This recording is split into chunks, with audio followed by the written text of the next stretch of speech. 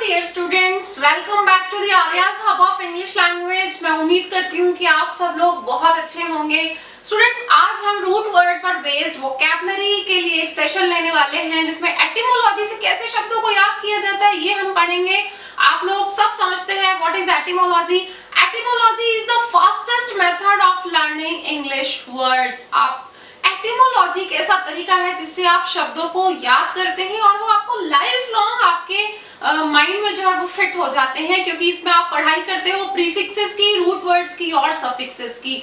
Prefix और suffix का जब आपको मीनिंग पता चल जाता है और उनको जब आप रूट वर्ड के साथ ऐड करते हैं तो हम बहुत इजीली ये समझ पाते हैं कि वर्ड आपको क्या मीनिंग देने वाला है। तो कभी कभी ऐसा भी होगा वर्ड आप ना भी पढ़ें और उसमें यूज किया हुआ प्रीफिक्स और सफिक्स या रूट वर्ड आपको पता हो, आपको याद हो और आपको ऑप्शंस गिवन हो, तो आप बहुत इजीली एक आइडिया लगा सकते हैं कि आंसर क्या हो सकता है। तो it is very helpful in all competitive exams. तो लेट्स गेट स्टार्टेड। आज जो रूट वर्ड हम लेने वाले हैं वो लेने वाले हैं बच्चों मेलस। तो Malus is bad, Malus is always bad, है ना। ये एक लेटिन वर्ड है। मेलस से जो वर्ड लेंगे हम इंग्लिश वर्ड्स को बनाने के लिए वो लेंगे मेल, और मेल वर्ड किसी भी रूट वर्ड से पहले जब लगेगा, ये प्रीफिक्स है, तो वो हमेशा मीनिंग देगा हमें एविल, हार्मफुल और हेटफुल का, नफरत का, घृणा का, किसी को नुकसान पहुंचाने वाली फीलिंग्स का। ठीक है।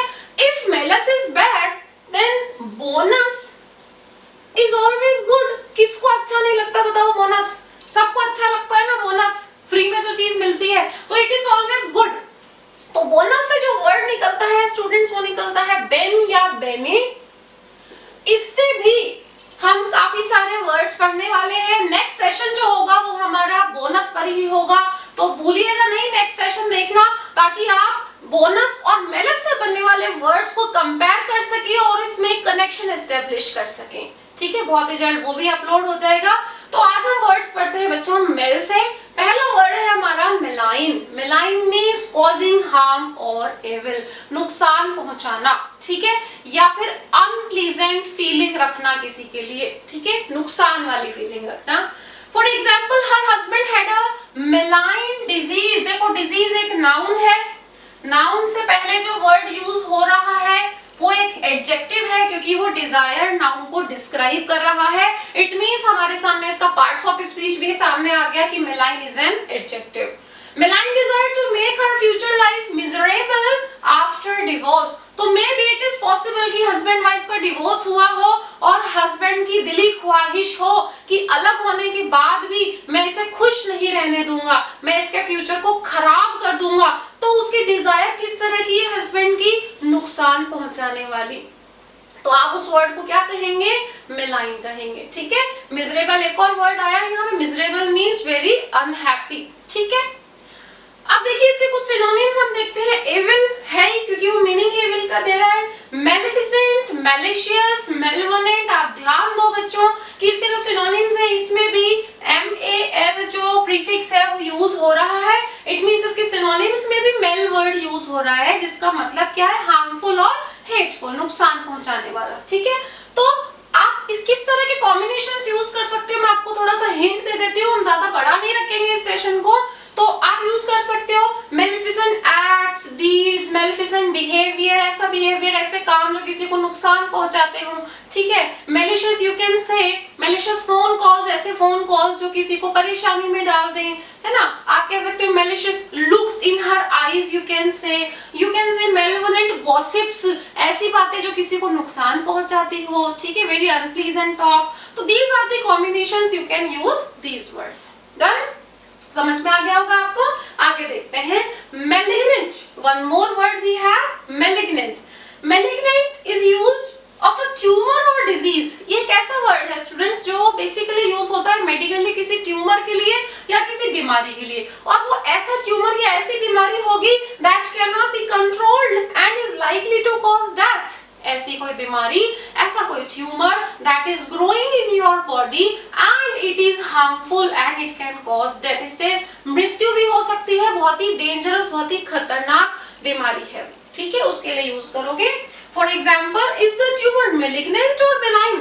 पूछा जा रहा है कि ये जो ट्यूमर है वो हार्मफुल है, बहुत ज्यादा खतरनाक है, डेथ हो जाएगी इससे, या फिर बेनाइन है। बेनाइन साइन वर्ड हम नेक्स्ट सेशन में पढ़ेंगे, जिसका मतलब होता है not harmful and does not cause death. इससे बन रहा है देखो गुड, ठीक है, ये हम आगे आने वाले सेशन में डिस्कस करेंगे। तो यहाँ क्वेश्चन मार्क लग जाएगा स्टूडेंट्स, ठीक है। सिनोनिम्स है cancerous. Cancerous is a word, इसका मतलब है इन्वॉल्विंग कैंसर, ठीक है। आप कह सकते हो जैसे कैंसरस वर्ड यूज कर सकते हैं, the doctors consider this treatment success, ठीक है, कि डॉक्टर्स इस ट्रीटमेंट को एक सक्सेस मान रहे हैं। क्यों? Because there are no more cancerous cells remaining in the body. It means वो कह रहे हैं कि हमने ये जो ट्रीटमेंट दिया है पेशेंट को, उसको हम एक सक्सेस मान रहे हैं, क्योंकि no more cancerous cells remain in the body. अब इनकी बॉडी में कोई भी ऐसी सेल नहीं बाकी है जो कैंसरस है, मतलब जो अनकंट्रोल्ड वे में बढ़ रही है, जिससे डेथ हो सकती है या हमें कंसर्न होना पड़े जिसके लिए, ठीक है। तो आगे देखते हैं हम कुछ और words. Students, now try to observe how can we make some other English words by combining the word malus, which is M-A-L, with other Latin root words. तो मैंने एक Latin root word लिखा है यहाँ पे dico और dictus, जिसका मतलब होता है to say और tell, कुछ कहना। तो word है यहाँ पे malediction, जिसको बनाया कैसे है हमने देखिए M-A-L, जिसको हम पढ़ ही रहे हैं, मीनिंग होता है बैड। बीच में जो वर्ड है स्टूडेंट्स वो है dico या dictus, जिसका मतलब होता है to say। और जो वर्ड tion पे एंड होता है वो कौन सा पार्ट्स ऑफ स्पीच होता है? नाउन होता है, ठीक है। जैसे जो वर्डous पे एंड होगा वो एडजेक्टिव होगा। तो ये काफी सारे सफिक्सेस मैं आपको बताऊंगी सेशन बाय सेशन, धीरे धीरे आपको पता लगने लगेगा कि कौन सा वर्ड किस पार्ट्स ऑफ स्पीच से बिलोंग करता है। तो वर्ड है मैलेडिक्शन। What is मैलेडिक्शन? आपको इसके ब्रेक करने से ही पता लग गया कि टू से समथिंग बैड, ठीक है, कुछ बुरा कहना। तो इट मींस वर्ड मेल है तो कुछ अच्छा मीनिंग तो होगा नहीं इसका, क्योंकि इसका मीनिंग ही बैड होता है। तो जरा डेफिनेशन देख लें इसकी। अ मैजिकल वर्ड और phrase uttered with the intention of bringing about evil, मतलब एक वर्ड में अगर आप इसको कहें तो अ कर्स, श्राप देना। इन दिनों तो वैसे भी आपने रामायण महाभारत बहुत देखी है, तो उसमें तो आप जनरली हर एपिसोड में देख लेते थे मैं तुम्हें श्राप देता हूँ, मैं तुम्हें श्राप देता हूँ। क्या होता है उसमें? एक जो साधु होते हैं, साधु संत, उनके हाथ में कलश होता है, उसमें से थोड़ा सा पानी लेते हैं और उसको सामने वाले पर इस तरह फेंक कर बोलते हैं मैं तुम्हें श्राप देता हूँ कि तुम्हारे साथ ऐसा ऐसा हो जाए, तुम अग्नि में भस्म हो जाओ। What is this? This is malediction. इसीलिए आप ध्यान से देखेंगे मैजिकल वर्ड यहाँ पर यूज हुआ है, ठीक है। उनके हाथ में जो कलश होता है उसको बोला जाता है स्टूडेंट्स पिचर। और one more word we have urn, URN, ठीक है। तो फॉर एग्जाम्पल कोई बोल सकता है कि sometimes my luck is very bad, I believe somebody has put a malediction upon me। कभी कभी मेरी किस्मत बहुत खराब होती है, मुझे ऐसा लगता है किसी ने मुझे बद्दुआ दी है, ठीक है। तो आप इसको एक वर्ड में कहेंगे श्राप या फिर बद्दुआ, ओके। स्टूडेंट्स, नेक्स्ट जो रूट वर्ड है हमारा वो है फेशियो और फैक्टस। अब आप ये देखें कि इसको जब आप मेल के साथ ऐड करते हैं तो कैसा मीनिंग निकल के सामने आता है। फेशियो और फैक्टस का मीनिंग होता है टू डू और मेक और टू क्रिएट, कुछ करना, ठीक है। तो वर्ड है manufacture. This is not mail factor, this is manufacture. Manufacture में फैक्टर आ रहा है, इट मींस टू मेक और कैसा? समथिंग बैड, क्योंकि मैल किसका मीनिंग दे रहा है हमें? बैड का। To do something bad, it means a wrongdoer, an evildoer or a criminal, a person who does something bad or an illegal activity is called a criminal। वो wrongdoer कहलाता है, ठीक है, जो अच्छे काम नहीं करता। तो उसके लिए आप यूज करेंगे malefactor, ठीक है। सिनोनिम्स है उसके लिए हमारे पास culprit और perpetrator, क्योंकि criminal के सीधे सीधे सिनोनिम्स होते हैं, a person who does something wrong, illegal activity, something violent or any harmful activity, okay। Students, next word is maladroit। ध्यान से समझेंगे इस वर्ड को आप इसमें देखेंगे तो ये जो adroit वर्ड है इसका अगर हम अलग से मीनिंग देखें तो इसका अलग से मीनिंग होता है which was skillful और talented, means skillful और talented, intelligent। आप कह सकते हैं an adroit person is very quick-witted, very intelligent and he can get out of any difficult situation very cleverly and can handle every problem or a situation very ingeniously। मतलब बहुत ही अच्छे तरीके से किसी भी प्रॉब्लम से बाहर आ जाते हैं, क्लेवरली बाहर आ जाते हैं। एक वर्ड और हमारे सामने आया है इंजीनियस। मैंने बोला अभी इंजीनियस, तो मैं और कुछ वर्ड्स लिख रही हूँ यहाँ पे, dextrous, nimble, Okay, these all words are also used for skillful, clever, intelligent, quick, exact in movements और thoughts. इस तरह का मीनिंग होगा इन वर्ड्स का ingenious, dexterous and nimble. These three words are used for a person who is very skillful, intelligent, agile, quick, exact in movements and thoughts. मतलब बिल्कुल exact उसके movements हो, है ना, उस तरीके से आप यूज करोगे. तो adroit के सिनोनिम हो गए सीधे सीधे सारे वर्ड्स जो कि इंटेलिजेंटली, स्किलफुली किसी भी काम को करते हैं, क्विक विटेड होते हैं, जल्दी से डिसीजन ले लेते हैं, किसी भी प्रॉब्लम से बाहर निकल जाते हैं. तो एड्रॉइट के सिनोनिम हो गए सारे वर्ड्स. ठीक है, अब हम वापस आते हैं एड्रॉइट वर्ड पे. जब आप एड्रॉइट से पहले मेल प्रीफिक्स ऐड कर देते हो तो इसका जो मीनिंग है बैड वो भी इसमें ऐड हो जाता है. ठीक है, तो अब इसका मीनिंग निकल के क्या आया हमारे सामने, बैड स्किल और bad activities, bad talent means awkward in movement और unskilled in behavior और action.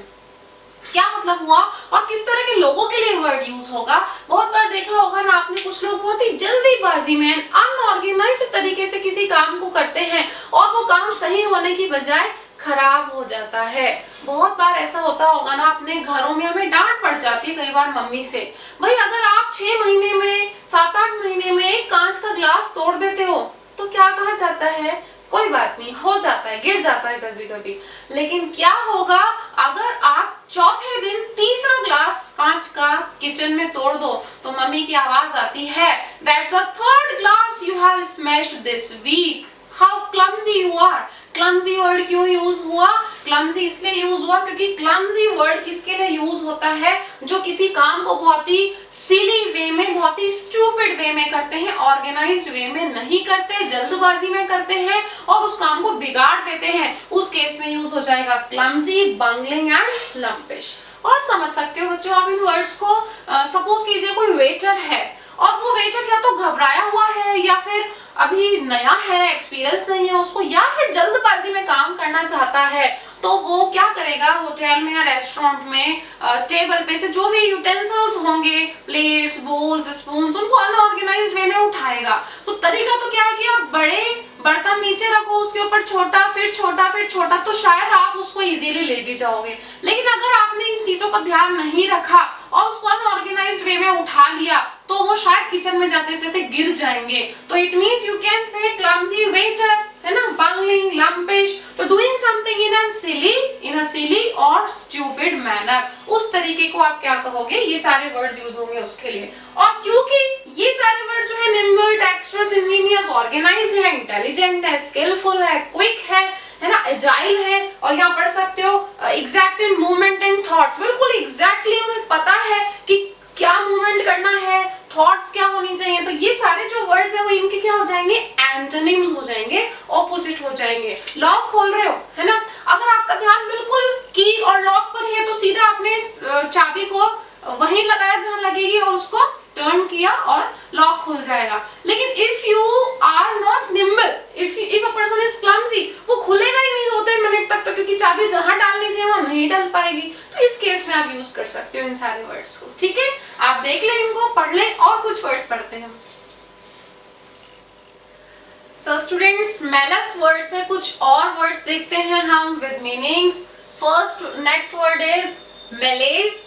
Malaise means a general feeling of being slightly ill or unhappy and without any particular reason, means an uneasiness. लिखा है मैंने uneasiness की feeling. Sometimes it happens with all of us. We feel unhappy, we feel depressed, we feel discomfort in living, especially with the society or with the loved ones, and knowing the fact that we cannot change the situation. बहुत बार ऐसा होता है, आपने paper में कुछ पढ़ लिया, पढ़ने के बाद आपको अनइजीनेस हुई कि क्यों हो रहा है सोसाइटी में और मैं इसको चेंज क्यों नहीं कर सकता. तो आपकी वो जो पोजीशन है वो एक वरीइंग की है, एंजाइटी की है, डिप्रेशन की है. आप उसके बारे में कुछ करना भी चाहते हो लेकिन कर नहीं पाते हो. तो यू आर नॉट इल, बीमार तो नहीं हो, लेकिन फीलिंग होती है, ऐसे डाउन डाउन सा फील करने लग जाते हैं. बहुत अच्छे एग्जाम्पल देती हूँ मैं आपको इसका. सपोज एक लेडी है, एक लड़की है, ठीक है, after marriage she has to live with in laws, तो जब उसके मदर के घर पे सपोज कुछ हो जाता है और वो जा नहीं पाती है वहाँ पे, तो फोन कॉल से जब बात होती है तो ऐसा लगता है कि पता नहीं अब वहाँ क्या हो रहा होगा, वहाँ क्या हुआ होगा, या तो दूरी की वजह से नहीं जा पाते हैं। तो वो जो उस टाइम जो फीलिंग होगी ना उस लेडी की, वो एंजाइटी की, वो परेशानी की, और वो कर कुछ नहीं सकती है, दैट इज कॉल्ड मैलेज। ठीक है, नेक्स्ट वर्ड इज मैलेडी।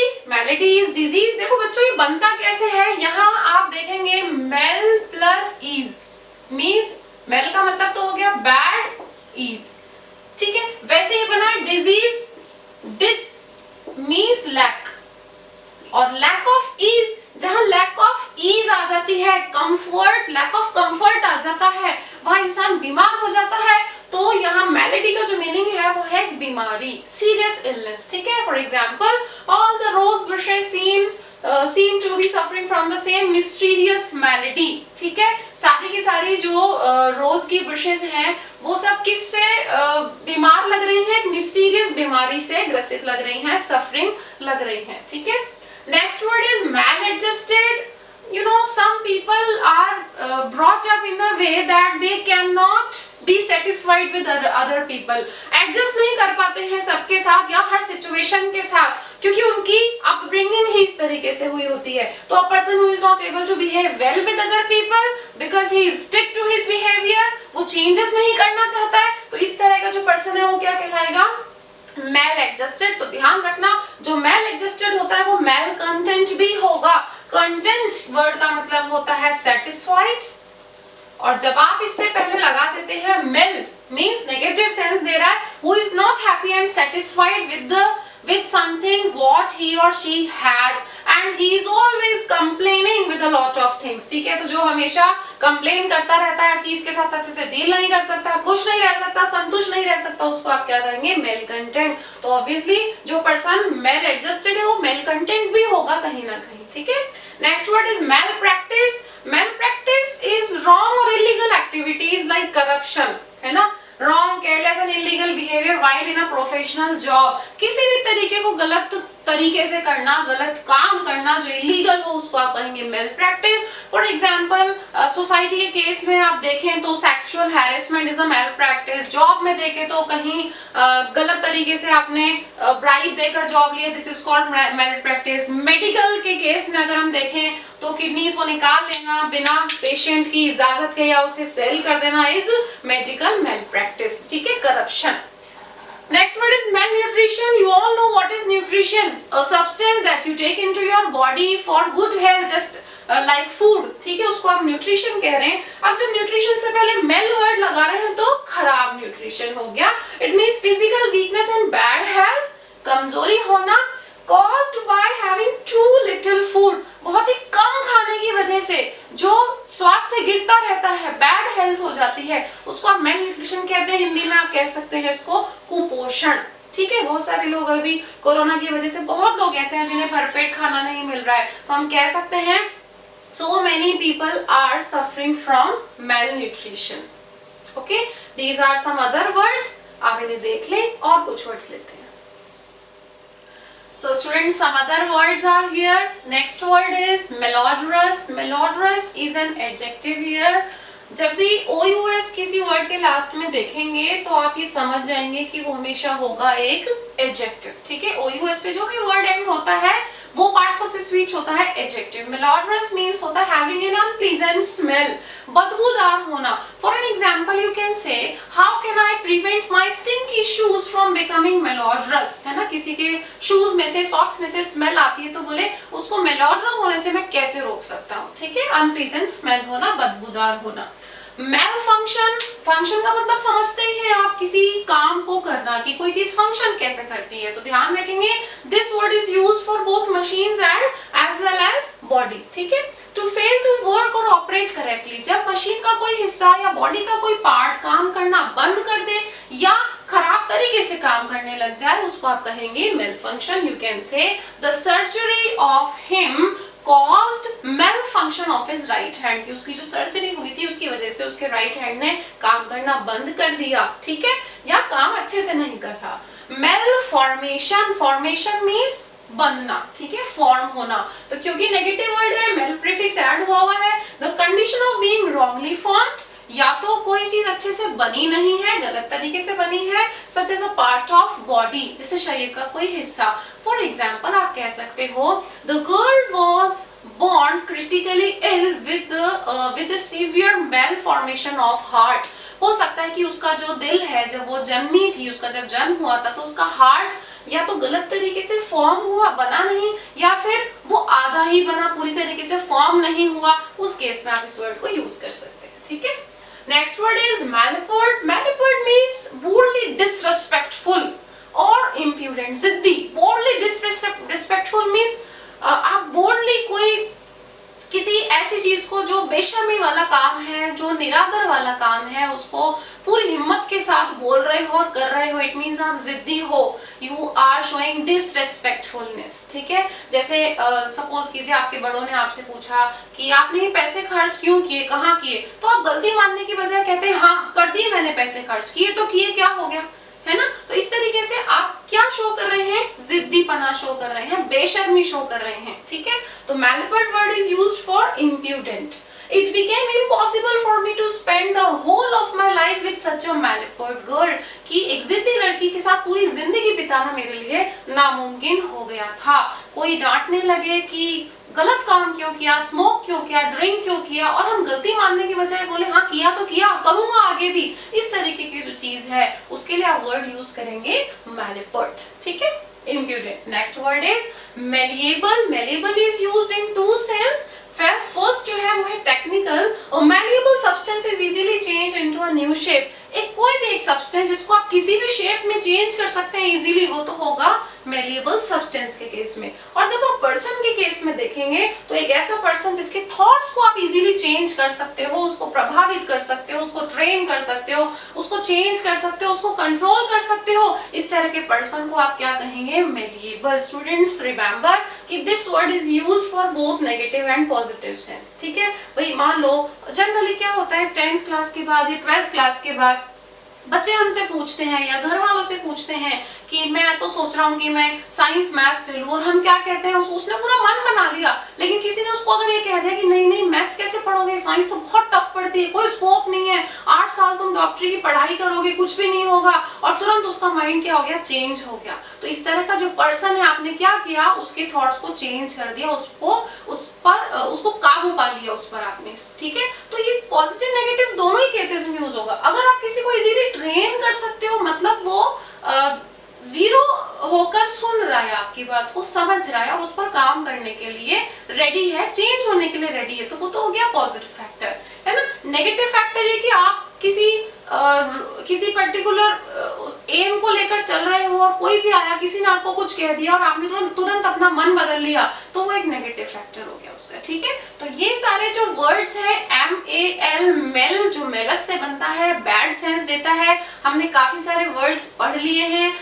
मेरी आपसे रिक्वेस्ट है कि आप इनका स्क्रीनशॉट लेने की बजाय आप एक रजिस्टर और पेन लेके इनको नोट करना शुरू करिए। आप जब रेगुलरली सेशंस देखेंगे तो वो एक प्रॉपर आपके नोट्स बनते चलेंगे, और आपके लिए आने वाले जब 15-20 सेशंस आप ले चुके होंगे तो आपके पास अच्छे खासे नोट्स तैयार होंगे विद एग्जांपल्स, और आपके लिए इजी होगा उनको पढ़ना, ठीक है। स्क्रीनशॉट जनरली हम उन पे ध्यान नहीं देते, ठीक है। आपने नोटिस किया होगा, मैंने आज एक बार भी नहीं कहा आपको कि आप स्क्रीनशॉट ले लीजिए। वैसे मैं आपको आपकी इन्फॉर्मेशन के लिए बता दूं कि अब के बाद आपको हर वीडियो के जो नोट्स हैं वो आपको उनकी PDF मिल जाएगी, आप डाउनलोड कर सकते हैं, लिंक दिया हुआ है, ठीक है। तो आज के लिए बस इतना ही। Thank you so much for watching this video. Request मेरी यही है आपसे वापस कि ज्यादा से ज्यादा मेरे वीडियोस को शेयर करें, ज्यादा से ज्यादा लोगों को कहें कि पढ़ाई करें, सब्सक्राइब करें मेरे चैनल को, ताकि ज्यादा से ज्यादा वीडियोस मैं आपके लिए ले पाऊं और आप किसी भी वीडियो को देखने से स्किप ना कर दें। थैंक यू सो मच आपके इतने प्यार के लिए, आपके इतने सपोर्ट के लिए। Take care all of you.